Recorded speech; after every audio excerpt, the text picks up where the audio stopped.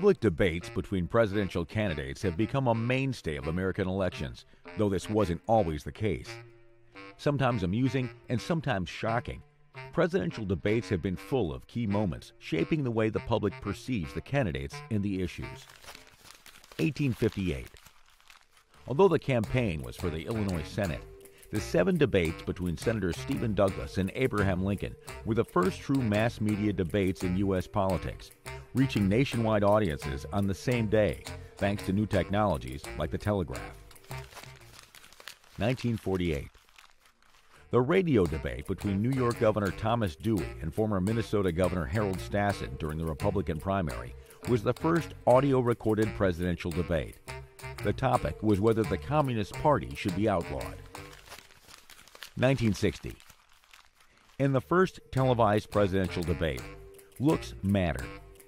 Vice President Richard Nixon, the election favorite who was nursing a knee injury, refused to wear stage makeup before the debate and sweated under the studio lights. On camera, he looked pale and ill, with a 5 o'clock shadow. By contrast, a tan Senator John F. Kennedy looked and sounded robust and energetic, giving him a slight advantage after the debate. 1976. During his debate with former Georgia Governor Jimmy Carter, President Gerald Ford memorably misspoke when he said, "There is no Soviet domination of Eastern Europe, and there never will be." 1980.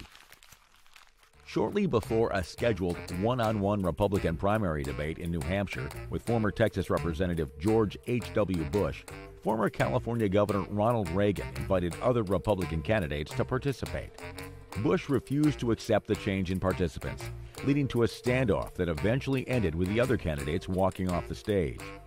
During the second presidential debate with President Jimmy Carter, Reagan, the Republican nominee, responded to Carter's lengthy criticism of his record with a lighthearted dismissal.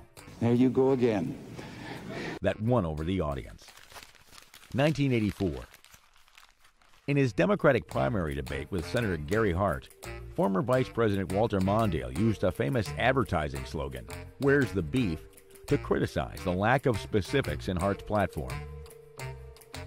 During the second presidential debate in the general election, President Ronald Reagan deftly turned a question about his advanced age into one about Mondale's youth and inexperience. "I will not make age an issue of this campaign. I am not going to exploit, for political purposes, my opponent's youth and inexperience." 1988.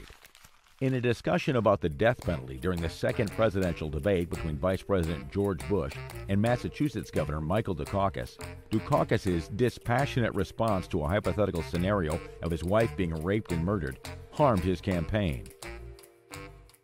"Governor, if Kitty Dukakis were raped and murdered, would you favor an irrevocable death penalty for the killer?" No, I don't, Bernard, and I think you know that I've opposed the death penalty during all of my life. During the only vice president debate between Republican Vice President Dan Quayle and Democratic Senator Lloyd Bentsen, Quayle compared himself to President John F. Kennedy. Bentsen delivered a withering retort. "I served with Jack Kennedy. I knew Jack Kennedy. Jack Kennedy was a friend of mine. Senator, you're no Jack Kennedy." 1992. During the vice presidential debate, retired Admiral James Stockdale, the running mate of independent candidate Ross Perot, chose an unconventional way to introduce himself in his opening remarks. During the presidential debate, Perot coined a memorable phrase when warning of the consequences if the North American Free Trade Agreement, or NAFTA, was signed. Meanwhile, George H.W. Bush alienated voters by conspicuously checking his watch. 2000. As Republican Texas Governor George W. Bush was speaking during the third presidential debate, Vice President Al Gore strode toward him, but Bush disarmed him with a quick nod. 2008. When Republican Senator John McCain criticized Democratic Senator Barack Obama during the first presidential debate for reckless foreign policy comments, Obama reminded McCain of his own past statements. 2012. During the Republican primary, Texas Governor Rick Perry began to list the 3 federal agencies he would eliminate as president, but forgot the third one.